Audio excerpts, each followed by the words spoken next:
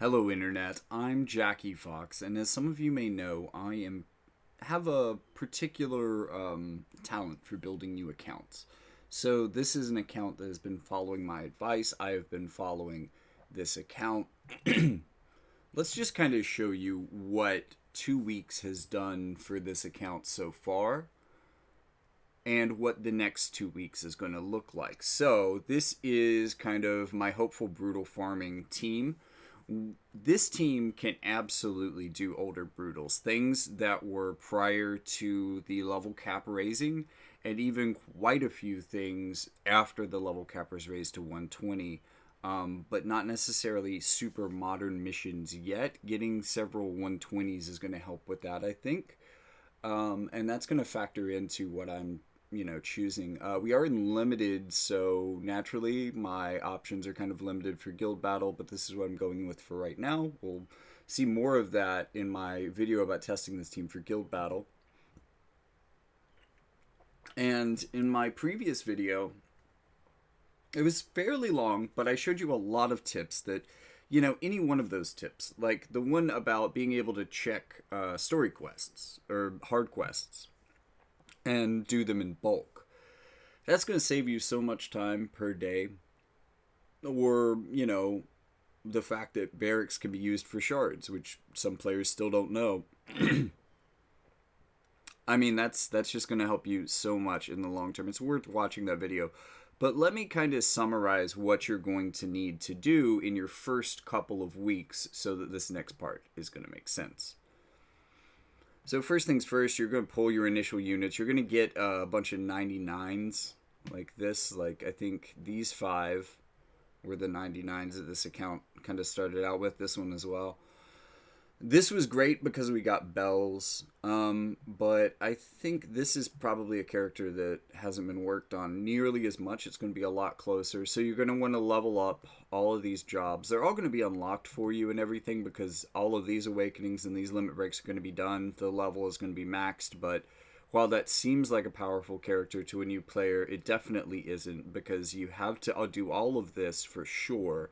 And I mean, even that only kind of unlocks the beginning of their potential. Then you have to do this board. And as you can see, I really haven't done the outside of it. I haven't got this guy JP.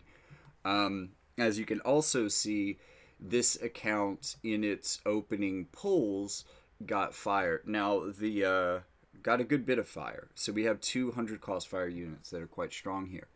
And the player asked me, like, they said, hey, you've said in several of your videos that fire isn't really worth building. And, I don't think that this is going to be a groundbreaking PvE team a PvP team anytime soon. But these actually are 2 really good characters to build for PvP. For PvE. And I highly recommend kind of leaning into whatever you start with. If you start with an elemental combo like this, because while it's not going to be a meta fire team, the elemental team you have is better than the elemental team you wish you had. Purely because you have this team, you know what I mean? So one of the things that this account is going for early on is Revelka. Already got that to 99. I mean, she's not to 99 yet, but we'll work on that. So some of those things are going to color the decisions that I make. So let me show you what I'm thinking about for the next 2 weeks of this account, because the first week is largely grinding that and a lot of other basic materials.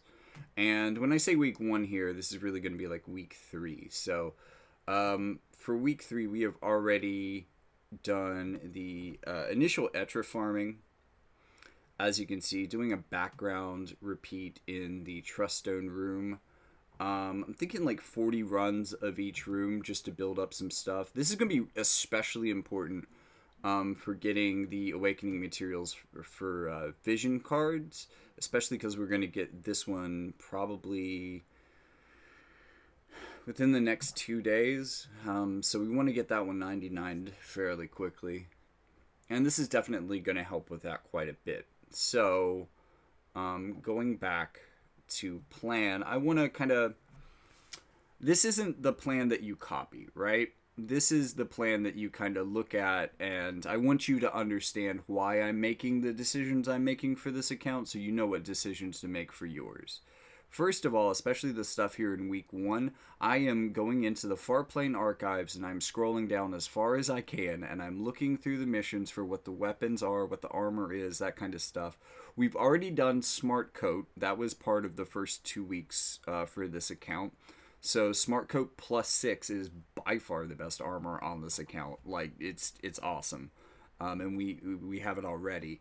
Etra, we've got recipes for the cat claws. The thing is, farming the cat claws, we ended up getting the materials that we needed to finish the Smart Coat. So it's kind of like a Ponzi scheme with equipment, to where I'm farming the recipes kind of in advance of the other materials, and then as I farm new equipment I might get the materials for stuff I farmed anyways, also getting the +3 is pretty beneficial for this account. I would only build a +3 to level 30 because that's what it's going to need to be built to anyways to be combined into something else, so you may as well get those 30 levels. You might even go to 40 because awakening materials are pretty cheap. Except that some of those materials are going to be in limited supply. So I'm saying like the adamantite, I think, is pretty cheap, but the other parts of that might be a little harder to come by. Trust stones, because it's Monday, because you got to build vision cards. It's good to build trust stones early. We already have trust stone sets, but not good ones. So, bulking that out so that we can eventually build good ones is going to be great. But again, this is mainly for the VCs, and this is something that I encourage you to do on Monday as well, because all of the rooms are open in double. But also, the Trust Stone rooms, because they offer so many things, are a good one to hit up multiple times just when you have extra energy. Tuesday, we're going to do the Wind rooms up to 50 souls for each. Those haven't been unlocked yet. And really, this is because Tifa is a free unit right now, and if we can awaken her with the souls, if we can do all of those awakenings, all 5 of those, I believe, then we should be able to finish her challenge board and get her to 79, if not 89. Then from the barracks, we can get to 99 eventually and claim her TMR at the very least. This account does have greater priorities, being Sephiroth, saving for the next big thing that it's pulling, maybe saving for an Esper VC. Master Coral is going to be really good to save for this account. But also finishing off Sephiroth, trying to 140 and reincarnate him a couple times, so that's going to be its own expense. We are really close to 120, like legitimately a few shards away today, so we should be able to 120 on the final day with the last 10 shards. And that's why we're doing Wind. We're doing Fire. Fire was one that we had already farmed, but as you see, we have 2 fire units going through the EX mode, so we're going to need more of all of those 6 materials. On, what is that, Wednesday, I'm going to be going for the Flame Blade, but also the Platinum Mace. So what I'm going to do, if you don't know, you have 1 Farplane Archive unlock per day for free. So what I'm going to do is on the night of Tuesday, I'm going to unlock the Flame Blade. And then I'm going to farm that until I'm good. And luckily, this Wednesday is going to start for us triple drops on Farplane Archives. So I should be able to do this rather quickly. I'm hoping to be able to do multiple things in one day. So I'm hoping I'll be able to do both of these pieces of equipment. This is going to be a hell of a crunch for you, but in this case, I'm just trying to get my fire units equipped. And then I'm going for a more general sword. There are a lot of sword units in this game. Spine Blade is pretty good, especially for a newer player that doesn't have any equipment that boosts defense penetration. This is going to be your defense penetration for a lot of your slashing units. Then I'm going to go for Renell and pick up the Ninja Blade. I want the Ninja Blade for Shadow Links, but also it feels like Renell could be pretty cool for this account as well. Like Sephiroth, Shadow Links, and Renell would be a fun team to run in Limited. So I kind of want to get both of those things. That's probably going to take multiple days, but triple drops might actually get this done faster than I think.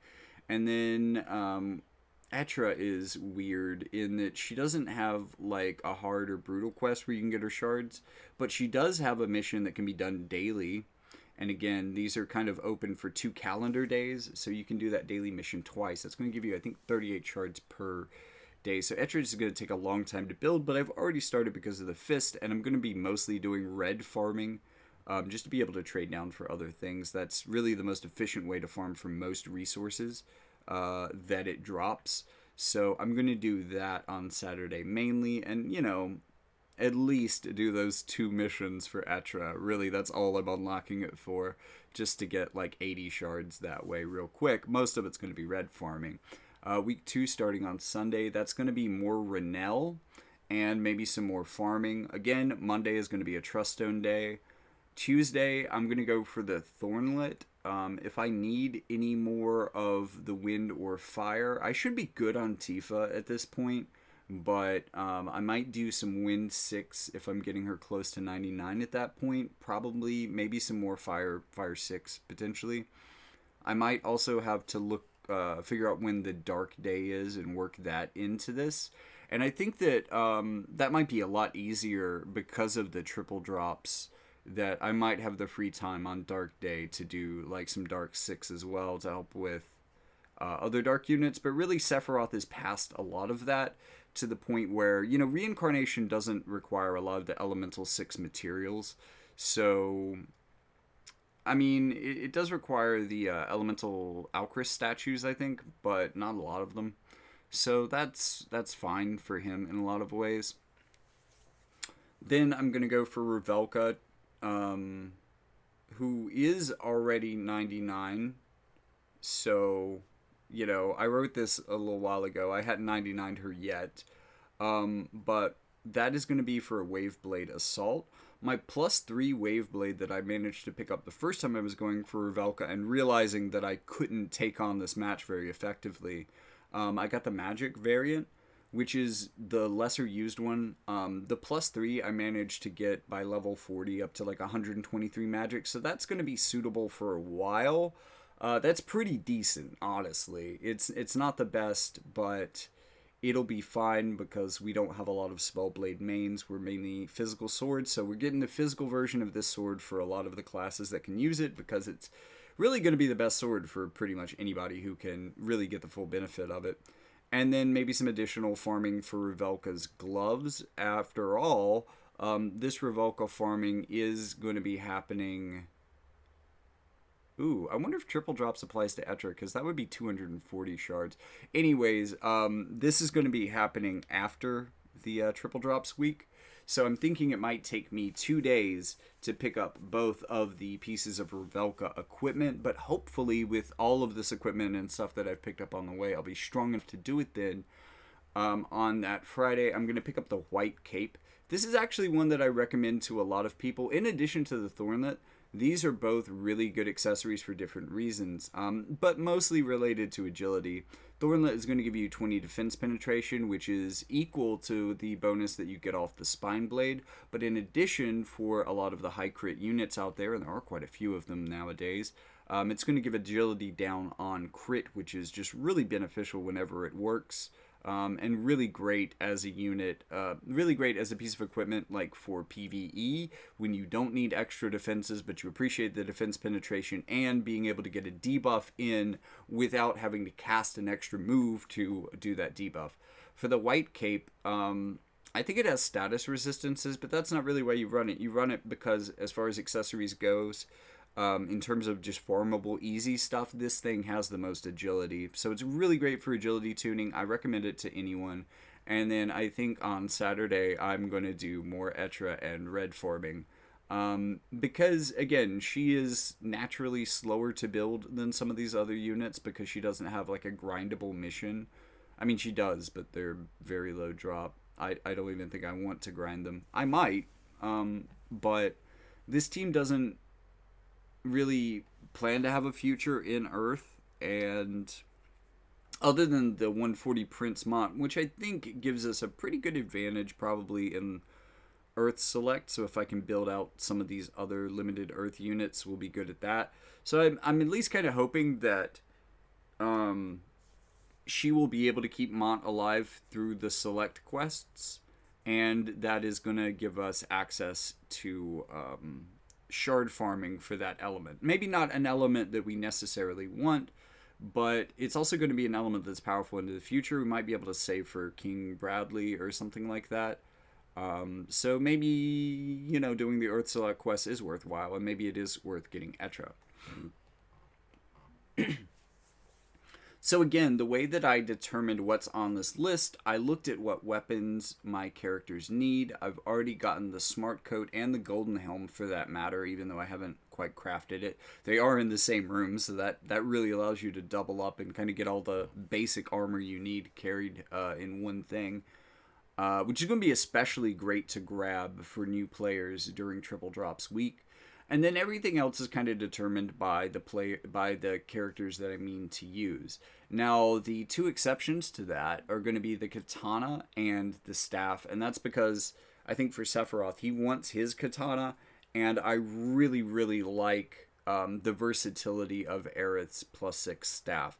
So, since I've got another month plus with this collaboration, I think we're going to hold off on that because those are going to be some of the harder missions to be able to farm. We're not quite there. We're getting pretty close, honestly, but we need better equipment and maybe some more levels on us. Maybe another couple weeks gets us there.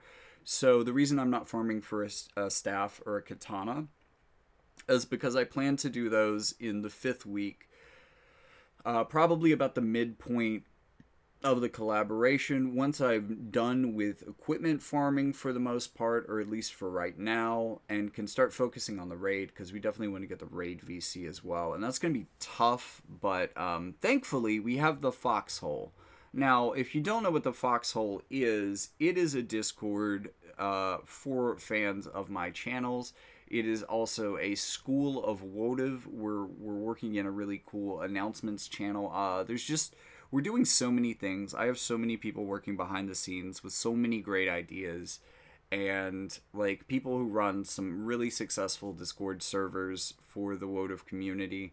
So I think this is going to be a really great place for us to hang out, congregate, play games together, and find carries specifically. We do have, I might even make like specifically a carry channel, but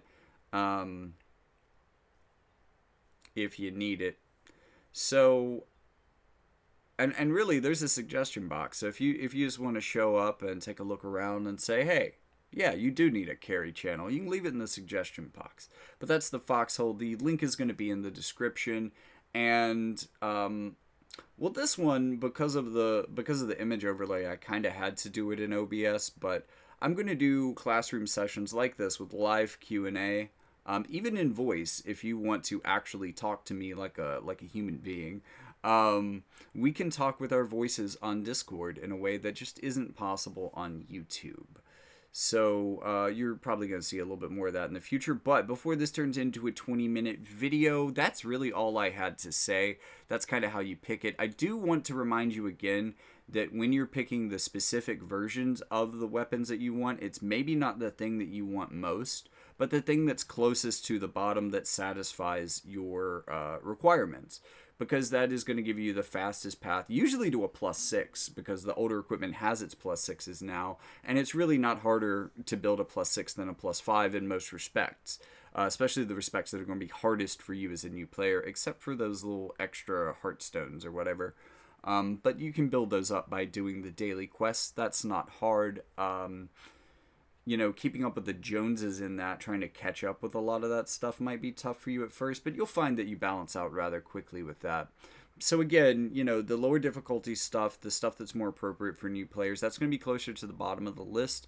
So just click on that little spyglass on the corner of every event and just look through the top couple paragraphs. You'll see the weapon or whatever piece of equipment is offered by that quest, because it's not always in the title, like the story quests, for instance, or the unit quests.